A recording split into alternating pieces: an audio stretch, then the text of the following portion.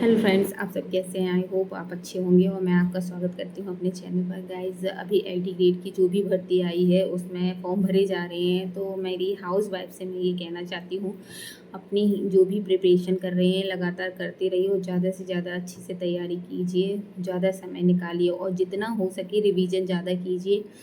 वैसे मैं टीजीटी और भी एमपी में बस 1 2 3 उसकी तैयारी मैं कंटिन्यू कर रही हूँ, काफ़ी टाइम से कर रही हूँ। शायद आप लोगों को पता नहीं होगा क्योंकि मेरा अभी अभी छोटा ही चैनल है इसमें जो मैं बता रही हूँ। और मेरी भी पढ़ाई काफ़ी टाइम से रुकी हुई थी, 10 महीने से। लेकिन जो ये भर्ती आई, grade teacher, TGT, PGT, UP में भर्ती आने वाली है, उसको देखते हुए मैं भी अपनी तैयारी शुरू कर रही हूँ गाइज़।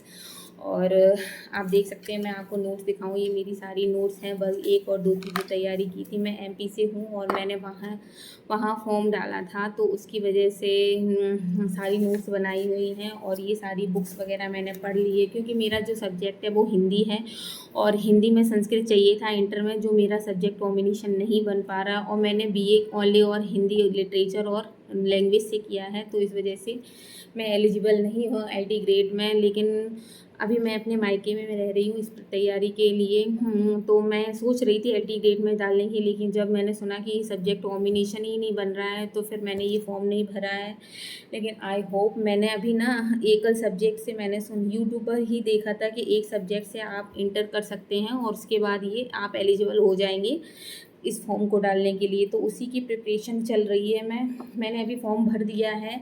अब आई होप टीजीटी पीजीटी थोड़ा लेट आए जिससे मेरा रिज़ल्ट भी आ जाए, उसके बाद मैं अच्छे से तैयारी कर लूँ और आप लोगों को भी टाइम मिल जाएगा थोड़ा अच्छे से तैयारी करने का।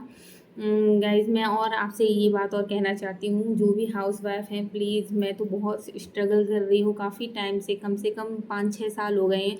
2018 की भर्ती जब एमपी में हुई थी बार 1 और 2 की, उसमें मैंने पहली बार एग्ज़ाम दिया था और उसके बाद से लगातार स्ट्रगल चल रहा है मेरी लाइफ में। काफ़ी एग्ज़ाम दिए हैं मैंने जिसमें मेरा कहीं मेरिट में सिलेक्शन नहीं हो पाता है। और लास्ट टाइम जो यूपी में सुपर टेट हुआ था उसमें भी मैंने एग्ज़ाम दिया था जिसमें ओनली 1 मार्क्स से ही मेरा सिलेक्शन रुक गया था और मैं वो 1 नंबर मुझे आज दिन तक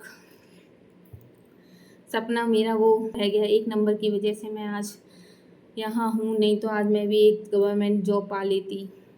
क्या करें, किस्मत है, भगवान मेरी ज़्यादा परीक्षा ले रहा है क्योंकि साथ नहीं है। जो लोग उन्हीं की झोली में चैलेंजेस और स्ट्रगल डालते हैं तो वही मेरे साथ हो रहा है। शायद भगवान मेरी परीक्षा ले रहा है और पता नहीं कब जाके मेरा सिलेक्शन होगा, कब जाके वो खुशी मिलेगी कि मैं भी एक सरकारी अध्यापिका बन गई हूँ। गाइज, चैलेंजेस तो बहुत हैं। अब मैं अपनी पढ़ाई, आप लोगों को देखकर मेरे अंदर भी जोश आया है और मैं अपनी पढ़ाई कंटिन्यू रखूँगी। जब से बाबू हुआ था मैंने अपनी पढ़ाई छोड़ दी थी, हो ही नहीं पा रही थी मेरी पढ़ाई कंटिन्यू प्रॉपर तरीके से। लेकिन वो अभी भी छोटा है, 9 महीने का है, चैलेंजेस तो बहुत हैं। लेकिन अगर मैं थोड़ा थोड़ा पढ़ती रहूँगी तो फिर मेरी 5-6 महीने में अच्छी तैयारी हो जाएगी क्योंकि मैंने जो कुछ भी है सारा कुछ पढ़ लिया, बस रिवाइज करना है मुझे हल्का हल्का। और क्या पता शायद एमपी में भी तब तक वर्ग 1 की वैकेंसी आ जाए तो मैं अपनी पढ़ाई कंटिन्यू रखूँगी। और आप लोगों से हाउस वाइफ से मेरी ये रिक्वेस्ट है, प्लीज़ पढ़ाई मत छोड़िएगा। जो सपना आपने जो इतनी किताबों में खपाया है ना समय, हार मत मानना, हार मत मानना। मैं ये हर एक हाउस वाइफ से कहना चाहती हूँ, हार मत मानना, अपनी तैयारी कंटिन्यू रखना जब तक एक जॉब न ले लो। आप लोग हाउस वाइफ्स कितना समय, कितना स्ट्रगल करती हैं लाइफ में बच्चों के लिए, घर परिवार सबकी बातें सुन के भी आप इतनी दूर तक आ गई हैं, तो हार मत मानना। मैं भी नहीं हार मानूंगी जब तक मेरा सिलेक्शन नहीं हो जाएगा।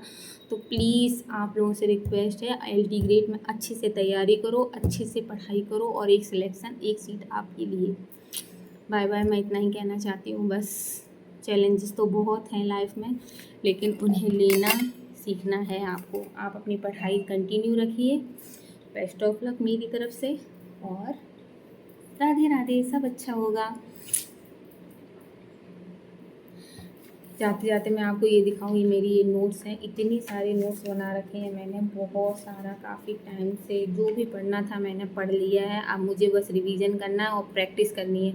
और हाँ, लास्ट के जब 1 महीना बचे ना, कुछ मत पढ़ना नया, कुछ भी नया नहीं पढ़ना क्योंकि मेरे साथ जो हुआ है, मैंने जो एक्सपीरियंस लिया है, मैंने मेरी गलती क्या थी जो मेरा सिलेक्शन नहीं हो पाया, मैंने प्रैक्टिस बहुत कम की थी। वैसे लर्निंग और रिवीजन वगैरह सब मैं प्रॉपर करती थी, लेकिन मैंने प्रैक्टिस बहुत कम की थी। तो आप ज़्यादा से ज़्यादा मॉक टेस्ट लगाना, और टेस्ट लगाने के बाद उसका एनालिसिस करना ज़रूर, क्योंकि आपके मार्क्स कहाँ कट रहे हैं, किस टॉपिक पे कमी है, तो उसको भी ज़रूर देखना आप लोग। और एग्ज़ाम से 1 महीने पहले ही ये मॉक टेस्ट लगाना शुरू कर देना।